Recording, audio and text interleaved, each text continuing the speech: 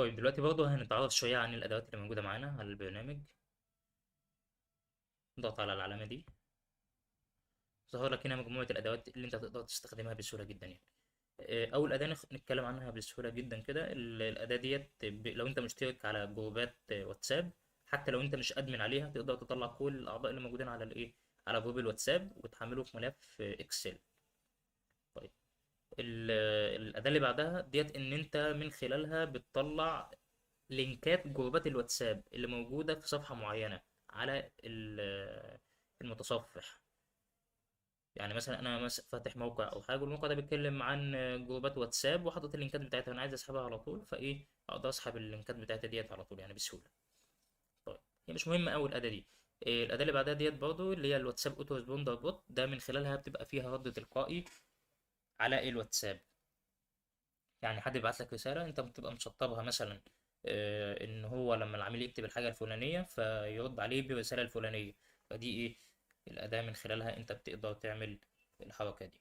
طيب اللي بعدها كونتاكت ليست جرابر، ده انت بتطلع كل الناس اللي هم مسجلين عندك. يعني انت مثلا حافظ ارقام كتير على التليفون بتاعك، عايز تحفظهم في ملف اكسل، من خلال الأداة دي تطلع كل الناس اللي انت حافظهم على التليفون.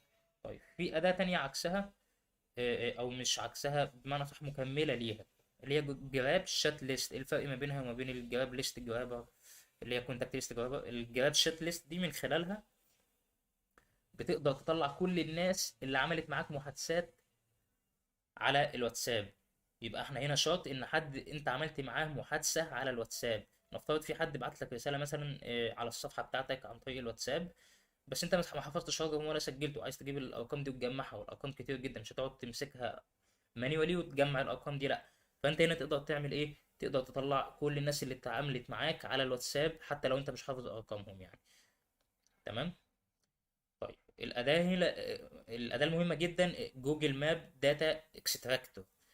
مميزات الاداه ديت ان انت من خلالها تقدر تطلع داتا كويسه جدا جدا على مستوى مصر او على مستوى اي دوله عربيه او دوله اجنبيه بسهوله عن طريق خرائط جوجل.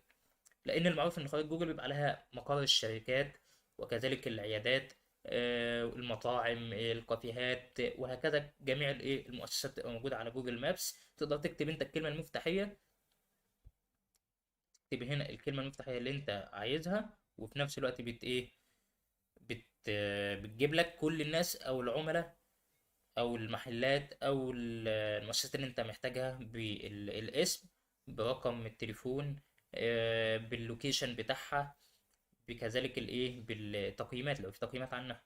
في اداه مهمه جدا جدا يعني في تجميع الداتا. طيب الاداه اللي بعدها اوتو جروب جوينر، انت من خلالها بتقدر تعمل جوين لمجموعه من الجروبات. انت لو خلاص احنا هنا كنا مثلا طلعنا عن طريق اداه لينكات الجروبات، فتقدر تديله لينكات الجروبات دي وهينضم ليها بشكل تلقائي. تمام. اللي هي الاداه دي برضو بتساعدها في نفس الايه، نفس الخدمه دي، ان انت من خلال الاداه دي جروب فايندر انت تقدر تكتب كلمه مفتاحيه معينه، مثلا كلمه فاشن، وتجيب اللينكات بتاعت جروبات الواتساب اللي بتتكلم عن الفاشن. طيب الواتساب نمبر فلتر ديت من خلالها انت اداه كويسه جدا جدا في البرنامج. انت من خلالها بتقدر ايه، تقيم او تبدا تفلتر الارقام اللي على واتساب من اللي معناش واتساب. طيب جواب اكتف جروب ممبرز، ده الناس اللي بتبقى متفاعله على جروب معين تقدر تطلعها. الاداه دي احنا اتكلمنا عنها. الاداه اللي بعدها بالك اد جروب ممبرز. نفترض انت عندك مجموعه من الارقام مهتمين بحاجه معينه وموجودين معاك في ملف اكسل او ملف عادي يعني، تقدر تضيفهم بشكل تلقائي لجروب انت ادمن عليه من غير ما تحفظ الارقام دي عندك على التليفون. فدي اداه كويسه جدا جدا طبعا يعني. بس ديت ملخص عن الادوات الكويسه، الادوات اللي موجوده معانا. ادوات ما شاء الله كويسه جدا، وفي نفس الوقت بتفيد جدا في الايه، في الاستهداف او في التسويق على طريق الواتساب بشكل عموما يعني.